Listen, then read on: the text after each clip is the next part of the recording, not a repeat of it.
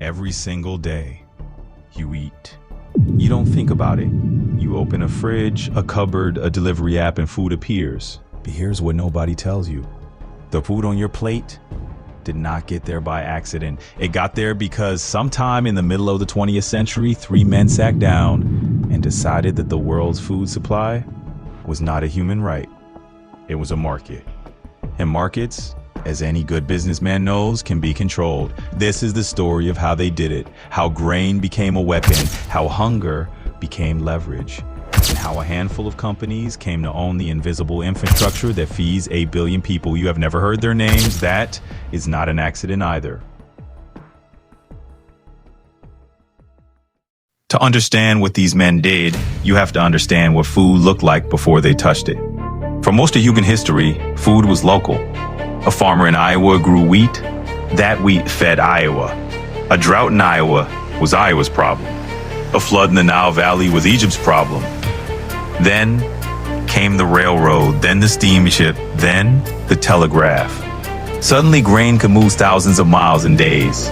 Suddenly, a bad harvest in Russia could be offset by a surplus in Canada.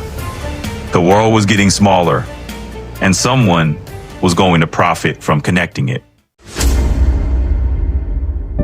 In 1865, a young Scotsman named William Cargill began buying grain storage facilities along the railroad lines of Iowa.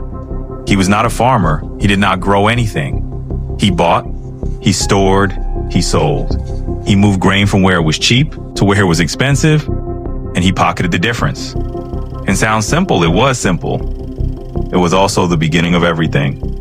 Within decades, Cargill's company had storage elevators in dozens of states. They knew where the grain was before anyone else. They knew the prices before anyone else. And they moved faster than anyone else. That information advantage was not just profitable, it was power. The Great Depression changed everything when millions of Americans went hungry while grain rotted in storage facilities because prices had collapsed. Governments around the world made a decision.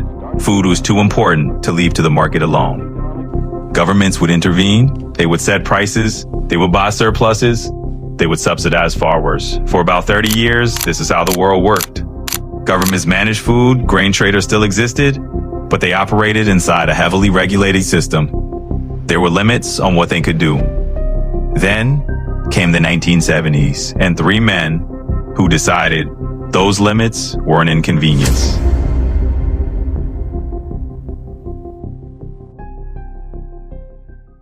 Wayne Andreas did not look like a man who controlled the world's food supply.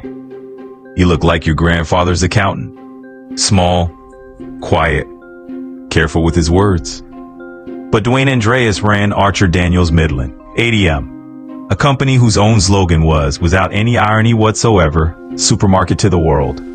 ADM processed corn, soybeans, wheat, and cocoa on a scale that was almost incomprehensible. They turned raw grain into the ingredients inside almost every processed food product sold in America. High fructose corn syrup, vegetable oil, ethanol, citric acid. If you ate it, ADM had probably touched it somewhere in the supply chain. Andreas understood something that most businessmen didn't. The money wasn't in growing food, it was in processing it. It was in being the unavoidable middleman between a Kansas wheat field and a New York supermarket shelf. And he was willing to do almost anything to protect that position. We know this because, years later, ADM was caught running one of the largest price-fixing conspiracies in American history. Federal agents, hidden microphones, executives on tape laughing about defrauding their own customers. But in the 1970s, none of that had happened yet. In the 1970s, Dwayne Andreas was just a very well-connected man with a very large company and a very clear idea of how the world should work. The second man was not a businessman. He was a politician. His name was Earl Butz, and in 1971, President Richard Nixon appointed him Secretary of Agriculture. Earl Butz had a philosophy, and he was not shy about it. Get big or get out. Those were his words, literally.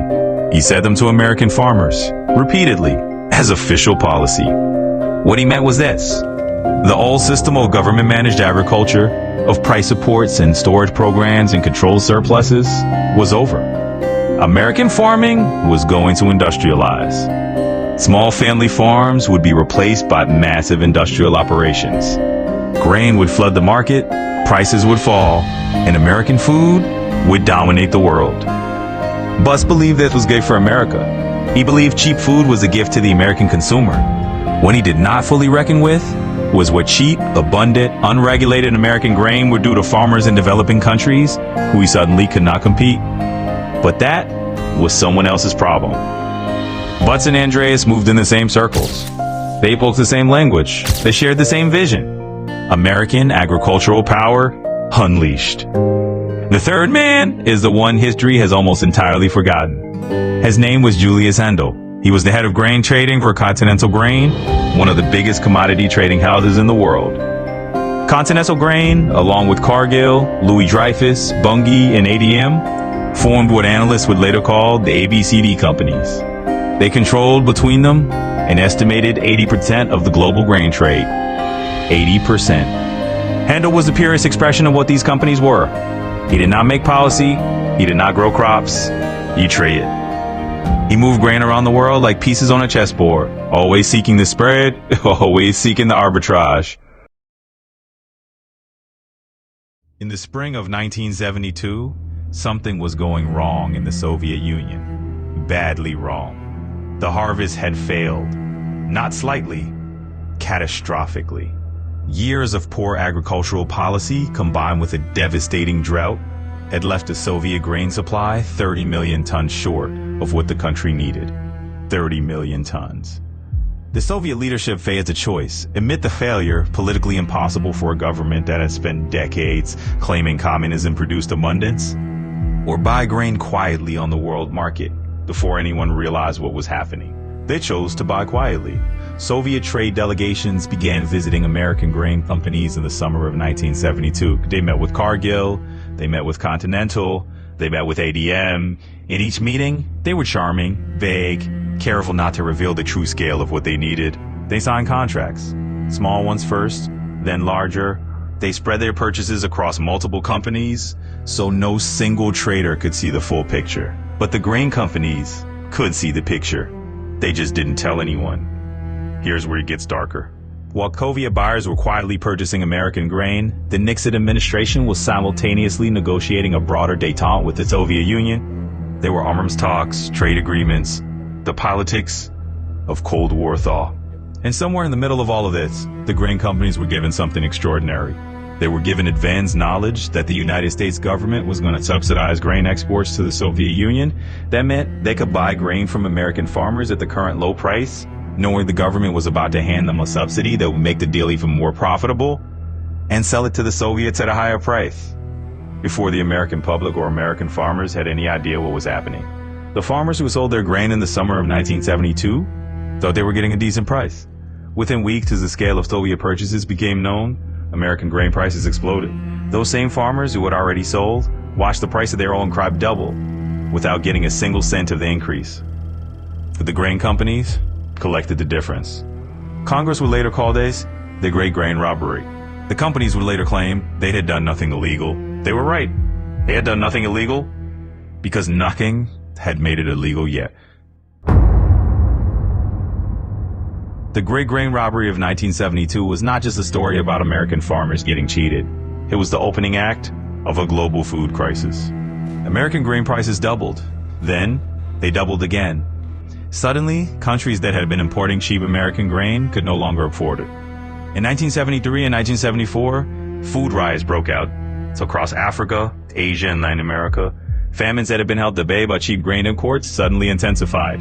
The World Food Program was overwhelmed, governments fell, and the grain companies posted record profits. Earl Butz, from his office in Washington, declared that American agricultural policy was a triumph. American grain had penetrated every market on earth. American food was feeding the world. He did not mention who we paying for it.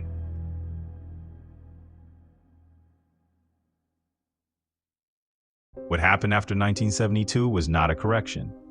It was a consolidation. The grain companies used their profits to buy more storage, more processing plants, more shipping capacity, more political influence, By the 1980s, they were not just trading grain.